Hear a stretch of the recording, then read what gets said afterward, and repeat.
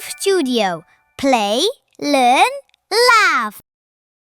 Hello, friends! Welcome back. Today we're going to learn about secondary colors. Do you know what happens when we mix two colors together? Let's find out! First, let's mix red and yellow. Swish, swish, swirl, swirl. Ta-da! That makes the color orange. Like yummy oranges and pumpkins. Now, let's try blue and yellow. Mix, mix, mix! Wow! That makes the color green! Like apples, frogs, and fresh grass!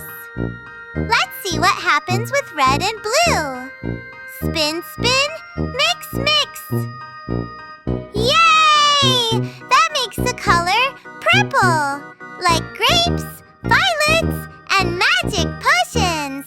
Great job! Now let's remember. Red and yellow make... Yes! Orange! Blue and yellow make... That's right! Green! Red and blue make... You got it! Purple! Wow! You are amazing color mixers! Thanks for learning with me today. Don't forget to practice mixing colors when you paint or draw. See you next time, friends! Bye-bye!